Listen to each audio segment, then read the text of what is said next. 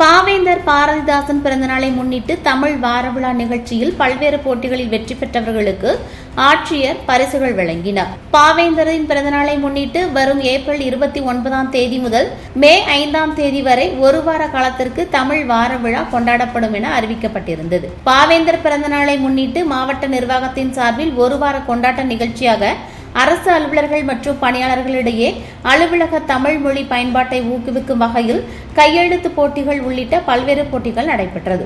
இதில் வெற்றி பெற்றவர்களுக்கு ஆட்சியர் பரிசுகளை வழங்கினார். மேலும் மாவட்ட பள்ளி அளவில் நடைபெற்ற பேச்சு போட்டி, கவிதை போட்டி, கட்டுரை போட்டிகளில் முதல் 3 இடங்களை பிடித்த 27 மாணவர்களுக்கும், கல்லூரி அளவில் நடந்த போட்டிகளில் வெற்றி பெற்ற 19 நபர்களுக்கும் மாவட்ட ஆட்சியர் சுகுமார் பரிசுகள் மற்றும் பாராட்டு சான்றிதழ்களை வழங்கினார். தொடர்ந்து தமிழில் பெயர் பலகைகள் வைத்துள்ள தேர்வு செய்யப்பட்ட மதுரம், மணிகண்டன் உட்பட 7 நிறுவனங்களுக்கு தொழிலாளர் நலத்துறையின் மூலம் சான்றிதழ் மற்றும் பரிசுகள் வழங்கப்பட்டது.